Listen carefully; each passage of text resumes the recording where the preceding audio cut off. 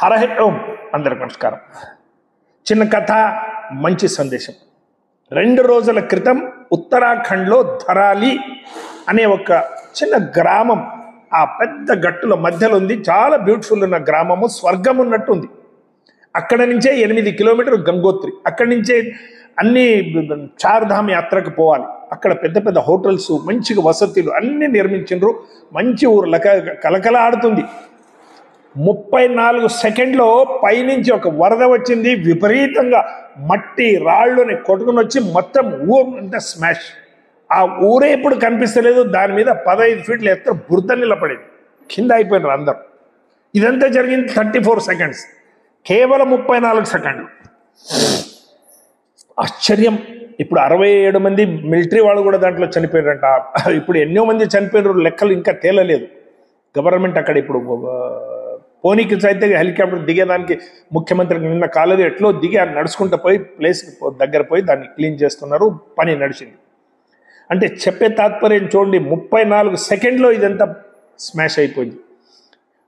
మొన్న 2 నెలల క్రితం 12 జూన్లో అహ్మదాబాద్లో ఏరోప్లేన్ క్రాష్ అయింది. 58 సెకండ్స్, 58 సెకండ్లలో ప్లేన్ వెళ్ళింది. 58 సెకండ్లో పడిపోయింది. మొత్తం స్మాష్. 140 రోజులు.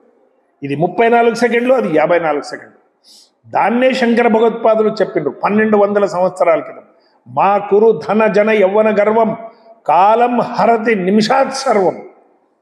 ఏదాన్ని గర్వం చేయొద్దు నాయన, ఒక నిమిషంలో మొత్తం కాలం స్మాష్ చేసేస్తుంది. వాళ్ళు చెప్పింది ఒక నిమిషం, శంకరులు చెప్పింది అయితే 34 సెకండ్లు 56 సెకండ్లలో మొత్తం స్మాష్.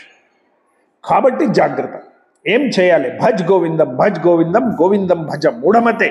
భగవంతుని నామస్మరణ చేస్తూ ఉండు, మంచి పనులు చెయ్యి, పరోపకారం చెయ్యి అనే ఒక ఉద్దేశంతో దీన్ని 3 ఉదాహరణలు మేము జీవంతగా అప్పుడప్పుడు జ్ఞాపకం చేసుకోవాలి.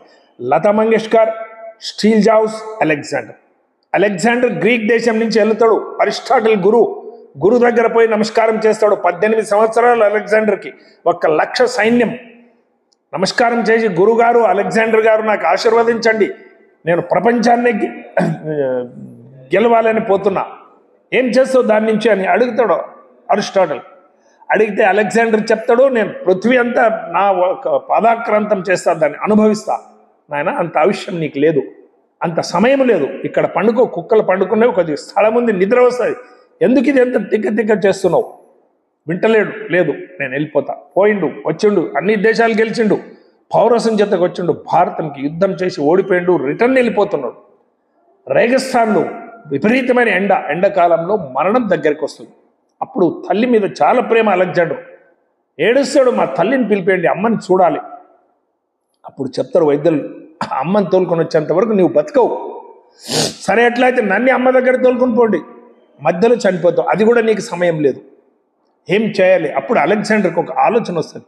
నేను ఇన్ని లక్షలు కొద్దిగా గడిస్తే, పైసలు కోట్ల కొద్దిగా సంపత్తు, ముత్తు, వజ్ర వైడూర్యాలు ఇంతంతా చేసి ఈ సమయం నాకు వచ్చింది కదా, ఏం చేయాలి అని ఒక సందేశం ఇద్దామని ఆయన చెప్తాడు. వైద్యులు నన్ను మోయాలి, నా శవయాత్రని నా డాక్టర్లే నా పాడే మోయాలి, నేను సంపాదించిన ముత్తు వజ్ర వైడాలు చల్లేసేయాలి, ఎవరైనా తీసుకొని చల్లేసేయండి, నా 2 చేతులు ఖాళీగా పెట్టి నన్ను తీసుకుని పోండి. అలెగ్జాండర్ చెప్పిన మాటలు.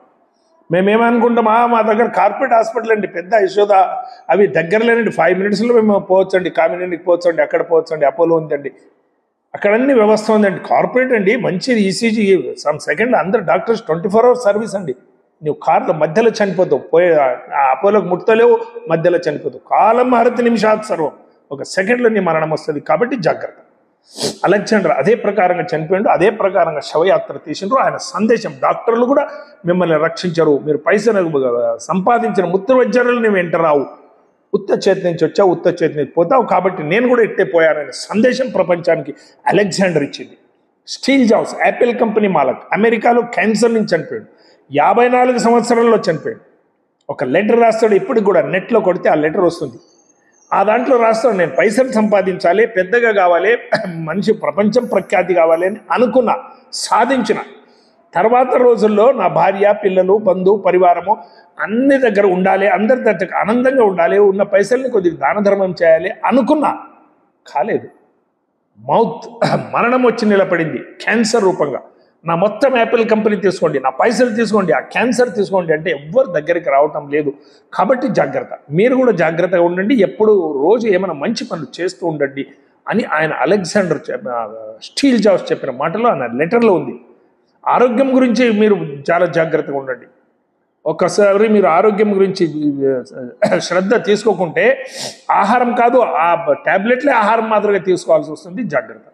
అదే ప్రకారంగా లతా మంగేష్కర్ సాయేటప్పుడు చర్చేటప్పుడు చెప్పింది, నేను ఎక్కడెక్కడో తిరిగేదాన్ని ఏరోప్లేన్లో, ఈరోజు నేను హాస్పిటల్లో ఉన్నా, నా ఇంట్లో వేల కొద్దిగా చీరలు ఉన్నవి, కలర్ కలర్ చీర కట్టుకునేదాన్ని, ఈరోజు నాకు ఒక నీలి గౌన్ వేసి హాస్పిటల్ కూర్చొని పెట్టాను. ఏరోప్లేన్లో తిరిగి నేను వేరే దేశాల్లో పోయి వ్యంజనాలు తినేదాన్ని, ఈరోజు సూప్ ఇస్తున్నారు, గంజి ఇస్తున్నారు, అది తాగుతున్నా. నేను ఎక్కడ కావాల్సింటే జెట్ ప్లేన్లో చలో అంటే కార్లు బంగ్లాలు ఎక్కడ కావాలో పోయేదాన్ని, ఈరోజు ఇద్దరు కావాలి ఈ రూమ్ నుంచి ఆ రూమ్కి తోలుకొని పోవాలంటే ఇద్దరు వీల్ చైర్ మీద నన్ను తోలుకొని పోతున్నారు. ఈ పరిస్థితి నాకు వచ్చింది, కాబట్టి మీరు కూడా జాగ్రత్తగా ఉండండి అని ఆమె చెప్పిన మాటలు చూడండి. ఈ దానికి ఏం చేయాలి, ప్రతి ఒక్క మనిషికి వస్తుంది. ఉన్నప్పుడు దాన ధర్మం చేయండి, మంచి పనులు చేయండి, పరోపకారం చేయండి.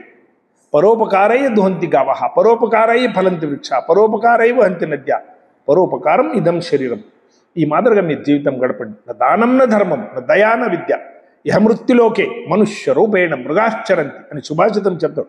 దానం లేదు, ధర్మం లేదు, పరోపకారం లేదు, ఇవన్నీ తిరుగుతున్నావు కదా ఊళ్ళో బజార్లో. మనుషులు కాదురా, ఇవి పశువు.